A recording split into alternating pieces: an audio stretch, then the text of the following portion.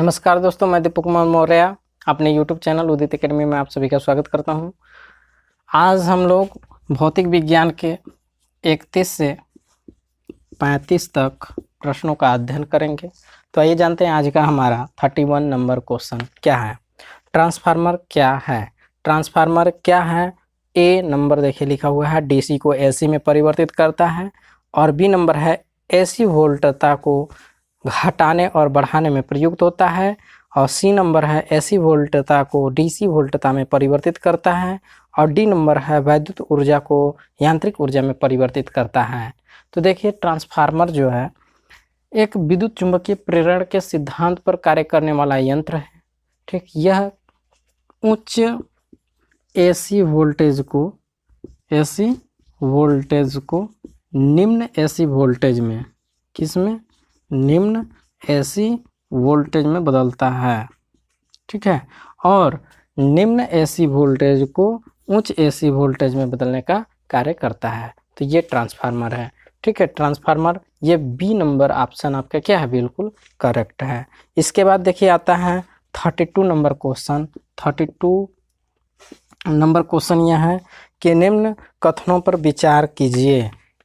First number देखिए है, पृथ्वी की सतह से ऊपर ऊंचाई बढ़ने से गुरुत्व के कारण त्वरण बढ़ता है। ठीक है, और दूसरा नंबर है, पृथ्वी की सतह से ऊपर ऊंचाई बढ़ने से गुरुत्वाकर्षण बल कम होता है।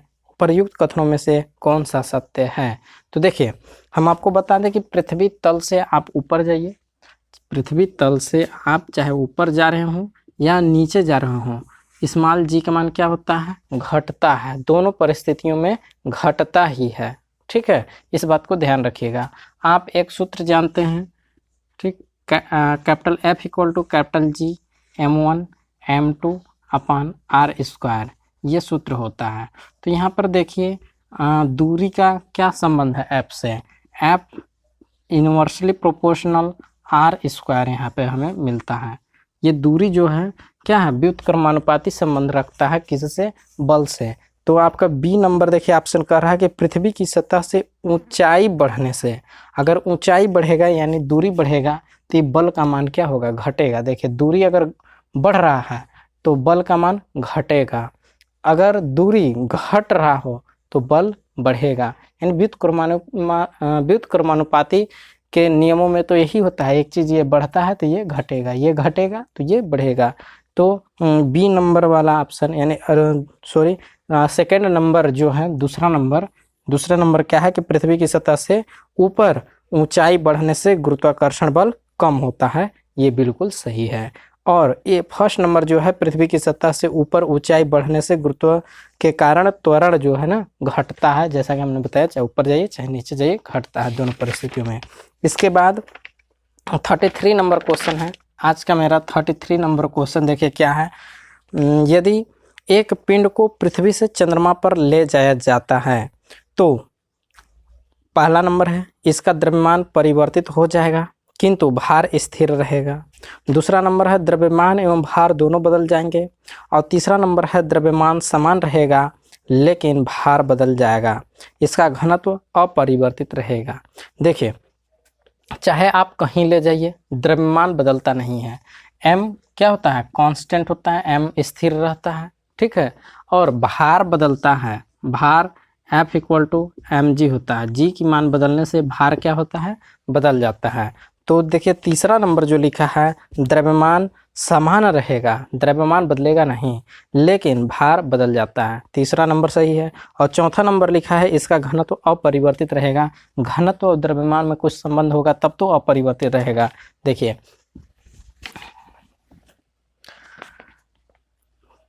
डेंसिटी इक्वल टू होता है m/v। जब आपका द्रव्यमान नियत रहेगा और उसका आयतन नियत रहेगा तो डेंसिटी भी क्या रहेगा? वही के वही रहेगा। कहने के मतलब घनत्व अपरिवर्तित रहेगा। ये तीसरा और चौथा नंबर आपका क्या है? सही है। ठीक, इसके बाद आता है 34 नंबर। निम्नलिखित कथनों पर विचार कीजिए। निकट दृष्टि वाला व्यक्ति दूरस्थ वस्तुओं को सुस्पष्टता से देख सकता है। देखिए, क्वेश्चन जो लिखा है ना, बिल्कुल हमें लगता है नीचे जो लिखा है, उपयुक्त कथनों में से कौन से हैं, ये वाला गलत है, वहाँ पे कौन से सही नहीं है होना चाहिए था। ठीक है, देखिए मैं आपको बता दूं कि देखिए पहला नंबर क्या लिखा है कि निकट दृष्टि वाला व्यक्ति दूरस्थ वस्तुओं को सुस्पष्टता से नहीं देख सकता है। ठीक, ये बिल्कुल सही है। और परंतु निकटस्थ वस्तुओं को स्पष्टता से देख सकता है। ठीक, निकट दृष्टि दोष में क्या होता है, निकट दृष्टि दोष में व्यक्ति निकट की वस्तु को स्पष्ट रूप से देख लेता है और दूर की वस्तु को नहीं देखने पाता है। इसका कारण क्या होता है आगे बताएंगे। ठीक, दूसरा नंबर देखिए क्या है, दीर्घ दृष्टि वाला व्यक्ति दूरस्थ वस्तुओं को स्पष्टता से देख सकता है लेकिन पास का नहीं देखने पाता है। ठीक, और तीसरा नंबर लिखा है, जरा दूरदर्शिता वाला व्यक्ति निकटस्थ वस्तुओं को बिना संशोधक चश्मे के देख सकता है। अब उपर्युक्त कथनों में से कौन से सत्य हैं, ये चीज़ लिखा है, लेकिन यहाँ पे क्या होना चाहिए, नहीं शब्द यहाँ पे छूट गया है। तो देखिए मैं आपको बता रहा हूँ, जब आगे है तो निकट दृष्टि दोष क्या होता है, निकट दृष्टि दोष, निकट दृष्टि दोष में देखिए क्या होता है कि व्यक्ति निकट की वस्तु को क्या कर लेता है, स्पष्ट रूप से देख लेता है लेकिन दूर की वस्तु को नहीं देखने पाता है। इसका कारण यह है कि व्यक्ति के नेत्र लेंस जो होता है, व्यक्ति के नेत्र लेंस की वक्रता जो होता है ना, क्या हो जाता है, बढ़ जाता है। यानी व्यक्ति की अगर ये देखिए मानव नेत्र लेंस है, यह नेत्र लेंस है, तो इसकी देखिए वक्रता क्या है, ये बढ़ गया है, जिससे कि उसका फोकस दूरी भी क्या हो जाता है, घट जाता है। ठीक, और रेटिना पर स्थित न होकर के फोकस दूरी क्या हो जाता है और सामने आ जाता है। तो जब इससे वस्तु से दूर स्थित वस्तु से प्रकाश की किरणें आएंगी तो ये फोकस दूरी पर क्या करता है, मुख्य फोकस पर प्रतिबिंब बनाता है, जिससे कि ये रेटिना पर ना बन करके पहले ही बन जाता है। तो व्यक्ति निकट वाला वस्तु देख लेता है और दूर स्थित वस्तु को नहीं देखने पाता है। इसका देखिए संशोधन कैसे करते हैं, इसका उपचार यही है कि आप यहाँ पे क्या लगा देंगे, अवतल लेंस जब लगा देंगे तब ये प्रकाश को के किरण को क्या करता है, फैलाता है और यहाँ पे प्रतिबिंब फिर बनाता है इस तरह से रेटिना पर, तब स्पष्ट वस्तु दिखने लगता है। अब इसके बाद देखिए है दूरदृष्टि दोष। दूरदृष्टि दोष देखिए क्या होता है, दूरदृष्टि दोष में व्यक्ति के नेत्र लेंस का जो वक्रता होता है वो क्या होता है, कम हो जाता है, वक्रता घट जाता है, जिससे कि वो उसका मुख्य फोकस जो होता है बढ़ जाता है और रेटिना से यानी दूर चला जाता है। तो व्यक्ति क्या करता है, दूर की वस्तु को देख लेता है अच्छे से, लेकिन निकट वाला वस्तु उसको दिखाई ही नहीं देता है। जब वस्तु से प्रकाश की किरणें इस प्रकार से आती है लेंस पे, ये नेत्र लेंस है, इसको ध्यान दीजिएगा, नेत्र लेंस। तो यहाँ से जो प्रकाश की किरणें जाती हैं यह फोकस पर प्रतिबिंब बनाती हैं आई। ठीक, और रेटिना यहाँ है। अगर इसका उपचार करना है तो इसके उपचार में देखिए क्या होता है, एक उत्तल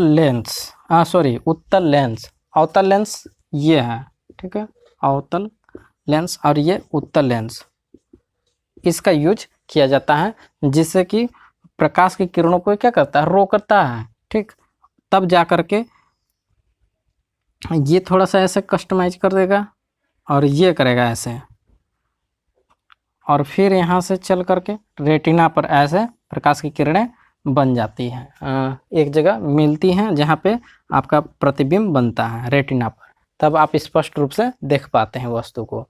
ठीक है, और जब आया इसकी बात तो आप जान लीजिए कि इस सामान्य नेत्र का स्पष्ट दूरी, सामान्य नेत्र का स्पष्ट दृष्टि की न्यूनतम दूरी 25 सेंटीमीटर होता है। कितना होता है, 25 सेंटीमीटर, और इसको कैपिटल डी से व्यक्त करते हैं। ठीक है, और इसके बाद जरा दूरदृष्टि दोष में देखिए क्या होता है कि जैसे जैसे व्यक्ति की आयु बढ़ती है वैसे वैसे उसका नेत्र लेंस की समंजन क्षमता क्या हो जाता है, घट जाता है, तो ऐसे में व्यक्ति का न नज़दीक का वस्तु दिखाई देता है न दूर का वस्तु दिखाई देता है। ठीक है, तो इसकी उपचार के लिए उसे द्विफोकसी लेंस का प्रयोग करना पड़ता है। ठीक है, इसके बाद देखिए क्वेश्चन नंबर 35 और लास्ट क्वेश्चन क्या है। 35 नंबर क्वेश्चन है कि किसी स्थिर जल की सतह पर तेल छिड़क दिया जाए तो क्या होगा। देखिए पहला नंबर है जल का पृष्ठ तनाव कम हो जाएगा, दूसरा है मच्छरों के लार्वा मर जाएंगे, और तीसरा है इसकी तीव्र गंध से मच्छर भाग जाएंगे। ठीक, तो देखिए पृष्ठ तनाव होता क्या है। पृष्ठ तनाव जल का वह गुण होता है, पृष्ठ तनाव जल का वह गुण होता है जिसके कारण वह न्यूनतम पृष्ठ क्षेत्रफल पर रहने की प्रवृत्ति रखता है। ठीक, पृष्ठ तनाव की बात जहां आया, आप जान लीजिए कि ताप बढ़ाएं चाहे तेल छिड़क दें, तब पृष्ठ तनाव क्या हो जाता है, कम हो जाता है, घट जाता है। और क्रांतिक ताप पर जो पृष्ठ तनाव होता है शून्य होता है। ठीक, तो इसमें जो है 35 नंबर में आपका सी नंबर यानी 1 और 2 ये क्या है, बिल्कुल करेक्ट आंसर है। तो ये रहा हमारा आज का 5 क्वेश्चंस। हम आशा करते हैं कि आपको ये सब क्वेश्चंस बिल्कुल समझ में अच्छे से आए होंगे। अगर अच्छे से समझ में आया तो आप अपने दोस्तों के पास शेयर कीजिए, और चैनल पर नए हैं तो चैनल को सब्सक्राइब कर लीजिए। धन्यवाद।